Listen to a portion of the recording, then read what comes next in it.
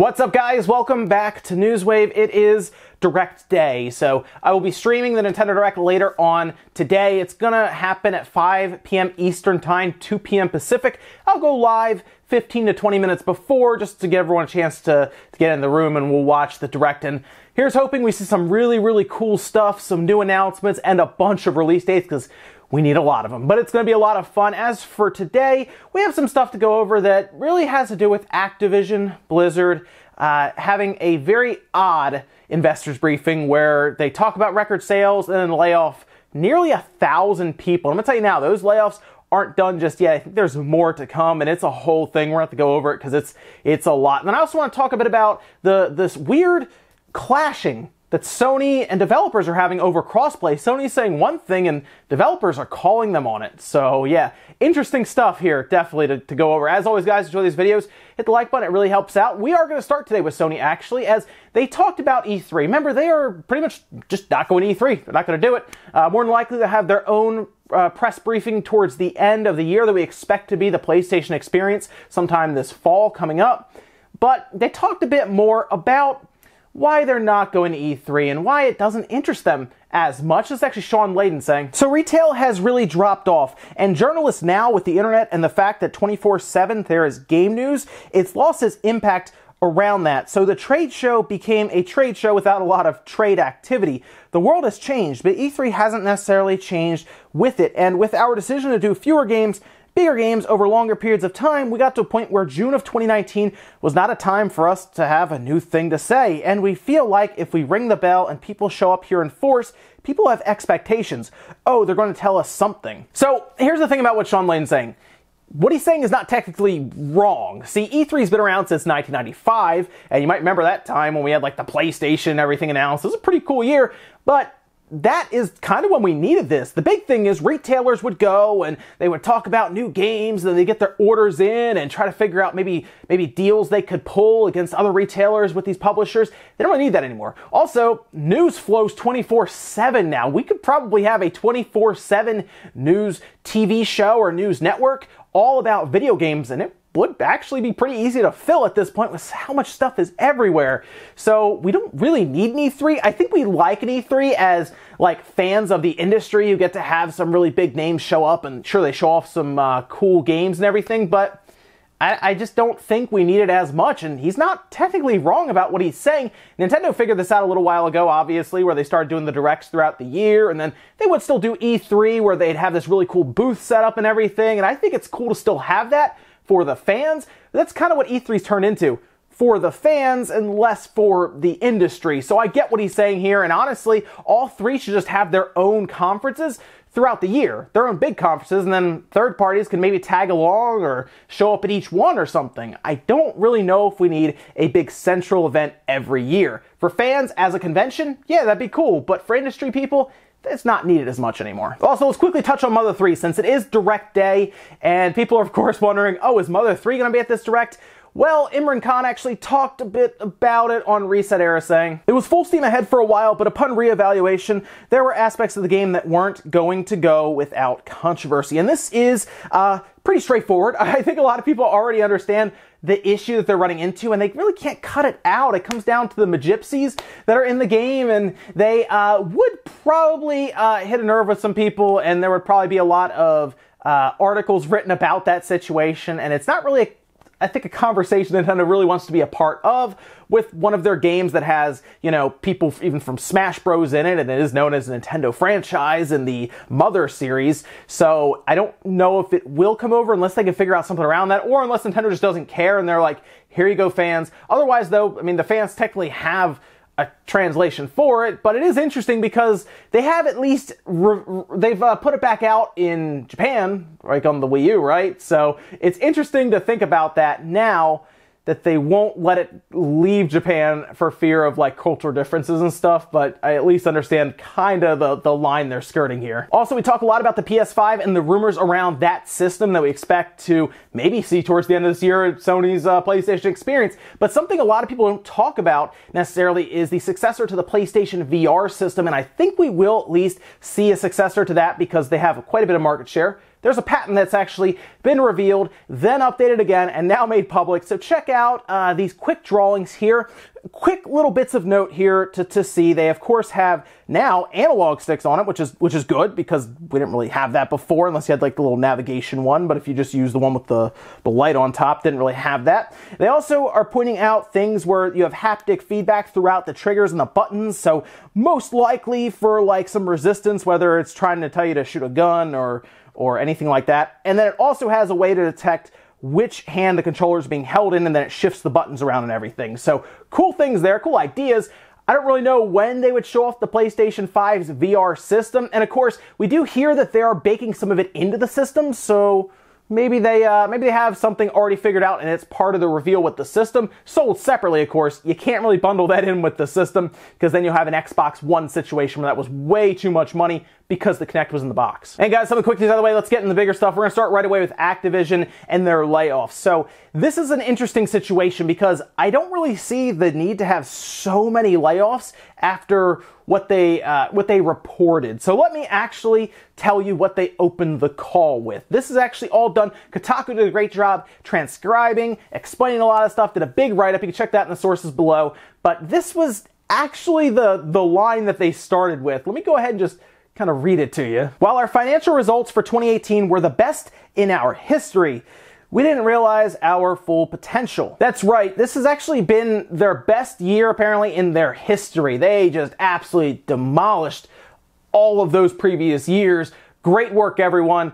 We're gonna lay off 800 of you now. Yeah, that's technically what's happening here, because they didn't reach their expectations of 2018. They might have done the best ever, but they didn't get to their expectations. So they've decided now to look around and see where they can cut costs. Meanwhile, of course, CEOs and everything get paid a lot of money. $15 million bonuses. Don't worry about that. We're going to start relocating, restructuring, and getting rid of people. That's so far what is happening. I say so far because there probably will be more layoffs. I think they probably will get to about 1,000 layoffs, as right now they're at 800.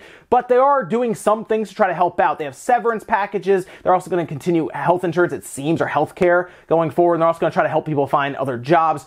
But the idea here is that they're restructuring, and they're apparently pulling jobs from the esports scene with Blizzard, Activision Blizzard, of course.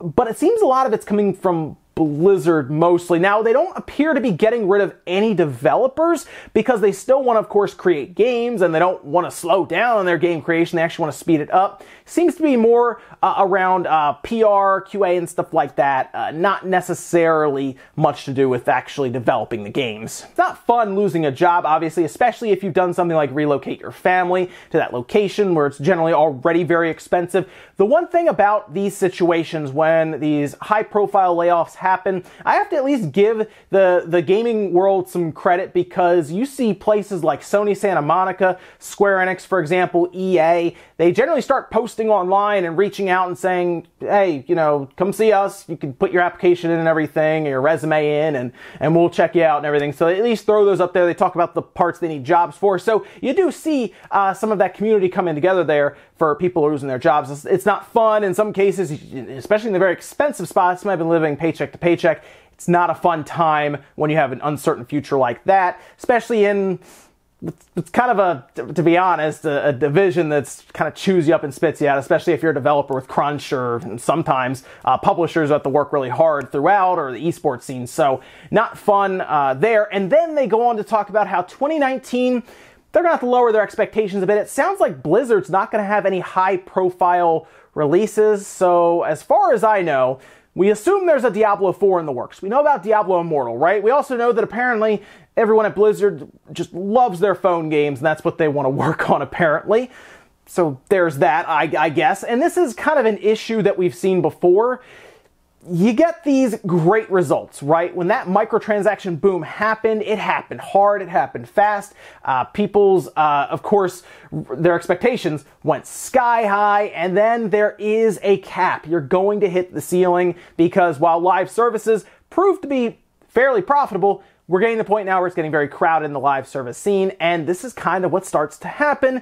you gotta pick which live service you're gonna play. You can't play them all at once, and there is a limited amount of hours in the day for gamers. So maybe you wanna play Anthem, but then does that mean you can't be playing Division 2 while you're playing Anthem? So then what do we do about that, right? When you can't do that, and then of course Ubisoft will show up with more live service stuff, and then EA will release more, and then we'll see Activision do more they'll try to get Call of Duty going for years, and it's tough. There's just not enough people out there. Whales are what's holding these companies up, and whales like cell phone games too, so they'll move on to that. It's tough business right now, and it's basically because they made it hard on themselves, right? They grew too fast, and now they're seeing what happens when you hit the ceiling. But of course, it's not usually the big execs at the top that feel the burn. It is generally the people at the bottom. So I hope everyone does find new jobs, better jobs, hopefully. You know, why not? And hopefully it's more sustainable than what Activision Blizzard is attempting to do that will inevitably crash and burn and, of course, disappoint investors everywhere because, again, there's only so much money. Okay, so real quick, I finished recording this video, but I think there was something that's very important to point out because you've probably seen a lot of quotes, a lot of people kind of showcasing that Iwata decided to cut his pay several times throughout the issues that Nintendo had with the 3DS's launch, for example, with its starting price being too high and they cut that. He decided to cut his pay along with other executives. It wasn't just Iwata, it was mostly the higher paid executives, but the fact that Iwata of course, cut his pay rather than lay people off was pretty important. He did the same thing with the Wii U because of the issues that was having, but the biggest thing that people should really take from it is the reasoning behind it, why he decided not to lay people off, because it does seem that Iwata cared mostly about games, saying, and this is actually what he said, this is actually from Polygon, if we reduce the number of employees for better short-term financial results, employee morale will decrease. I sincerely doubt employees who fear that they may be laid off will be able to develop software titles that could impress people around the world. He also goes on a bit further, and it's very telling, and it actually perfectly outlines some of the issues we're seeing here, saying, I know that some employers publicize their restructuring plan to improve their financial performance by letting a number of their employees go, but at Nintendo, employees make valuable contributions in their respective fields, so I believe that laying off a group of employees will not help to strengthen Nintendo's business in the long run. The idea here, of course, being we're here to make games, we're here to make good games, not necessarily buy another yacht. Next up, let's talk about this weird situation with Sony, developers, and Crossplay. It's like caught right in the middle. So we saw, of course, Fortnite. Oh, that's Crossplay now between the PlayStation 4 and the other systems. That's cool. Rocket League getting the same treatment. And now we hear Shawn Layden talking about how it's basically open. They're ready to go. They're open to it. This is actually what he said in an interview. We got to that place in Fortnite and it seems to be going reasonably well. From what I can tell, people keep saying, why doesn't Sony allow more people to have it? We're open for business on this one. All it takes is for publishers and developers who wish to permission it. As ever, just work with your PlayStation account manager and they will walk you through the steps that we've learned through our partnership with Epic on how this works. Well, that's good news. It sounds like we can start getting crossplay in all of the games that we couldn't before, right? Although you talk about Epic, so maybe that means more like Unreal Engine 4 stuff. Hard to say, but one developer felt the need to say, hey, that's not at all what's going on behind the scenes. Why are you saying this? And this is actually from Ty, the CEO of Chucklefish, who, guess what, put out Wargroove, and they said, we made many requests for crossplay, both through our account manager and directly with higher-ups, all the way up until release month. We were told in no uncertain terms that it was not going to happen. Just wanted to provide some balance on the issue and say that it certainly isn't a question of developers not contacted their account managers or having dropped the ball. We were told no. Now, Chucklefish and Ty go on to say that it's literally a switch that we can just toggle. Remember how we heard the same thing from Rocket League? Remember how Fortnite accidentally turned it on one day? It could have literally been a slip of the mouse click or something, who knows?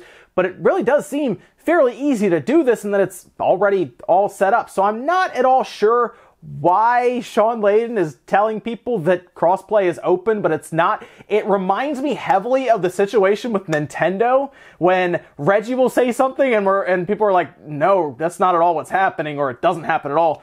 Friends codes being one, right? This is almost like Shawn Layden is saying something and then the headquarters in Japan is like, no, that's not what we're doing. It's almost like, I guess, Shawn Layden's like Reggie then, right? So they're just technically just PR speaking and hoping that it works out sometimes. I don't know. It's a weird situation. It does kind of point out that I guess Sony still isn't as open to crossplay as Shawn Layden would like us to believe. Because, I mean, Wargroove is crossplay between the Xbox, the PC, and the Switch. Just not the PS4. In fact, I think that's why the PS4 version was delayed, because they weren't going to play ball. It's a very weird situation, but maybe it'll clear it up. Maybe Wargroove will get fully cross-played and everything. We'll see. I'm curious what Shawn Layden, what he can say about that one. Maybe they have to look into it. I don't know. In our last bit of news, let's take a look at some retro news, actually. The Dreamcast. The Dreamcast is getting a new controller through Kickstarter. It's actually already been funded over $40,000. Now, Sean, RGT85, actually talked about this in a video as the Kickstarter was going up. They checked with him, and he actually debuted it on his channel, so it's pretty cool to see. And you're seeing a quick little screenshot and some images of it here, and this is the next-gen Dreamcast controller, and it's dubbed the Retro Fighters next-gen Dreamcast controller. Pretty cool. Now, the thing about the Dreamcast controller is, at the time, it seemed cool. Now you go back to it now, and it's not great in modern times. This appears to be them trying to make it more modern. As a great example, the D-pad is refined. It has a better analog stick. Still retains, by the way, the VMU and memory card slots, which is awesome because they said they didn't have any way to really, I guess, go back and get the schematics and stuff. They had to pretty much reverse engineer it all themselves and make it work. And yes, the cable goes out of the top, not the bottom like the one now, which was always a weird thing to me to see it going out of the bottom, because all you would do is wrap the cable around and pop it into like the back, so it would then go out the top. So maybe at the time they couldn't figure out how to make it work with that VMU there. This is, some people are going to see this as more the pricey side from what I've seen. Right now it is $43 to pledge and get the controller, and they're looking to have that shipping September of this year. Otherwise though, when it does come out, it'll be an MSRP of $49. So you can kind of go either way with it. I like the idea of a more modern Dreamcast controller because I still have my Dreamcast hooked up. We're going to put HDMI on it soon, by the way. It's going to be awesome. But I like the idea of a better Dreamcast controller. I'd also like to see a wireless model if they could work that out somehow, because I would like to see it. It's a 10-foot cable, but I mean, everything's wireless. Well, I'd like to have wireless, especially when I get that HDMI plugged in, get a nice big TV, wireless controller. I like the sound of that. I'm going to look into this anyway, though, because I would like to get a newer controller for my Dreamcast, especially one that's more modern.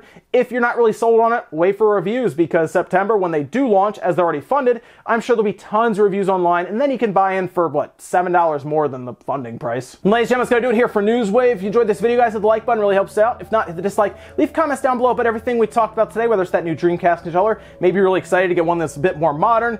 Let's get it wireless, though, definitely. Also, let me know what you think about Sony and crossplay. What's going on here? Why is Shawn Layden saying one thing and then the developer saying another? And then what about Activision and those layoffs? Do you think if they're making that much money, what, like $7 billion or something like that, should they really be laying people off? Or should they take a page from Iwata's book and maybe pay the CEOs less to keep more people on, to get more games out, publicize, and get stuff done? Thanks, guys, for watching, and I'll see you next time.